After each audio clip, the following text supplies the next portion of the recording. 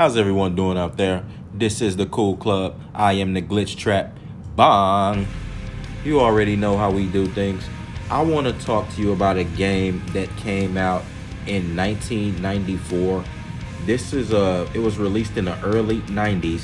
This is an awesome game called Primal Rage.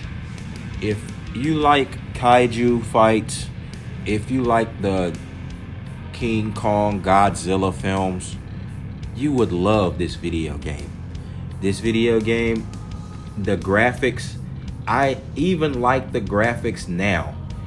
To me, they have a claymation style. If the game was to ever get redone, I would love for it to be along this style, just upgraded like how the animation is upgraded with the Ninja Turtle. They did that in the Ninja Turtle film. You can just upgrade this type of animation and do it in a unique fashion. But this game first was released in the arcades.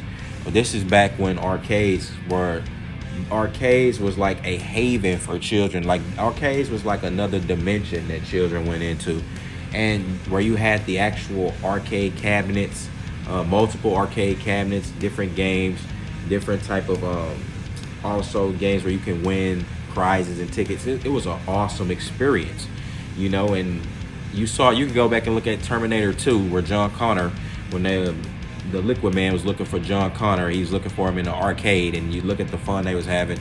Go look at the first Ninja Turtles, where the kids, they kind of had their own arcade. And in the new one, they went to an arcade as well, but that was a bowling alley. But anyway, so in Primal Rage, this game takes place on a post-apocalyptic version of Earth called Earth, and that's URTH. Players control one of 7 large beasts that battle each other to determine the planet's fate. You have 7 characters to choose from. These characters were Blizzard. Blizzard was a big gorilla.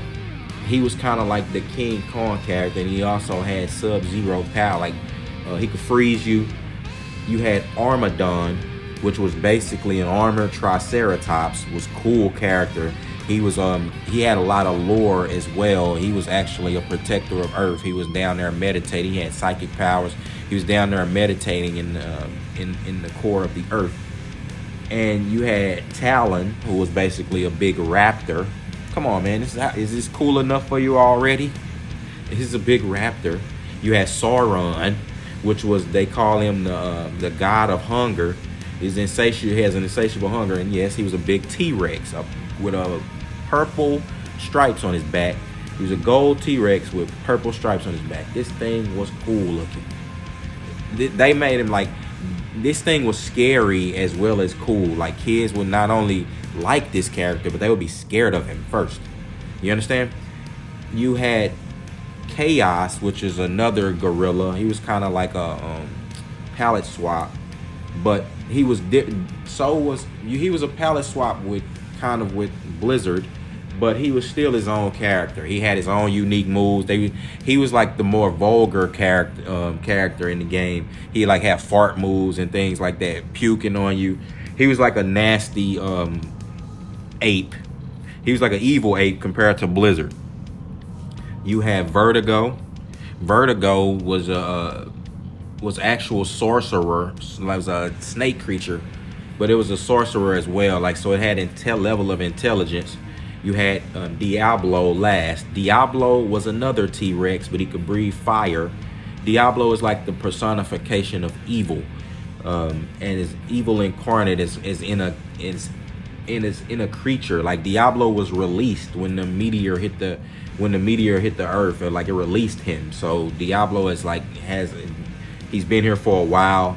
It has a lot of lore to him. It's not just a regular T-Rex, and obviously neither is Sauron. They're all like gods, on the Earth, or Earth, as I would say, URTH is what they call it.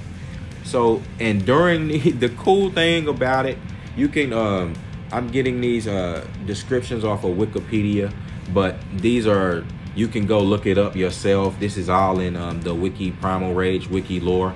But during the fights, the tribesmen, like the people who worship them, These big monsters, they were people who worshiped them, and not all of them are like, nah, I told you, they have the evil monsters and the good ones, but all of those were still animals, and they would eat you. Like, so the tribesmen would go there to worship the gods, and in order to regain some health, they would you could smack one of the tribesmen into the playing field and then just pick them up and eat them. That was cool. Like, it was great. And eating opponents, like, it added to your bonus score as well.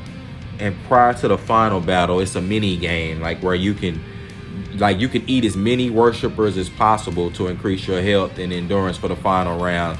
So you could just, like, basically just go on a human feast. Imagine doing that with Sauron. I tell you, this game was awesome. So you also had this was a fighting game. This wasn't where you had actual move inputs like for Street Fighter. Sauron had, I'll use him as an example. His move said he had a stomp, a roar, or like a roar projectile where he could travel. He had an air grab where he can jump in the air and grab you and with his teeth throw you down. He had another command grab. So you see what I'm saying? And they all had moves like that. Blizzard could freeze you. He had like a projectile freeze breath, a punch attack. You had to input the move sets in like Street Fighter. Now, these were complicated move sets. I don't know what they were smoking, what type of drugs they were on when they came up with these move sets, because not only were they hard, difficult, they were impractical. Like, I hate finishing moves that start with up. Any move in the game that start with up, when up is jump, it's just like, come on. You're a different level of sinister to do that. But it's still, though, you had finishing moves you could perform. Unlike most fighting games where the special moves were performed by moving the joystick followed by pressing one or more buttons, Primal Rage features a system where the player holds down certain buttons and then performs joystick movements. See what I mean? Impractical. But later revisions of the arcade game, they added the ability to perform special moves in a more traditional way. So they tried to revamp it and help you out. I mean, in today's day and age, you could probably just change the whole move set input. Like, now you could push like one button and then do moves, but so you can definitely probably change it today, because that was horrible. But also, like I said, you had finishing moves there. So once you beat your opponent, you can get one of your big monsters to go perform a killing move on them. They had cool, to me, they were all cool because they all fit the character. These weren't so worried about being so over the top as far as, fitting the move sets of these big characters and these big monsters. Of course, Sauron had a finishing move where he actually eats you. He actually finishes the job. He stands over you and eats you. You have Armadon has one where he uses his electric powers to basically petrify you, shock you, and break you in half. Blizzard, of course, bashes you. He has moves like where he uses his strength. So it makes a lot of sense, and you get a lot of satisfaction. Talon, rips you apart. Like, they finish you. They finish you. Like, you get the emphasis on what's been going on.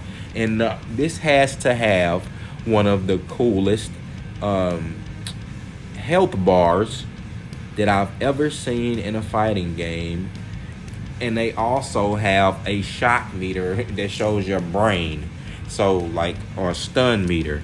So your brain, it has a stun meter to it as well. And when when it's empty, you're shocked. Your brain is in stun mode. And the health bar is your heart. So when your health's depleted, your heart bursts.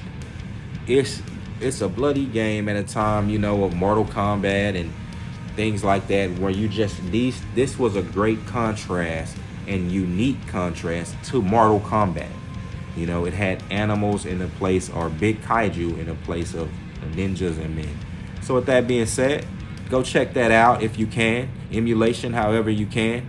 Go grab, matter of fact, grab you a copy. I advise if you could find the cabinet, man, that would be a great addition to your house. So with that being said, this is the Cool Club. I am the Glitch Trap. Bang, bang, bang. I'm done.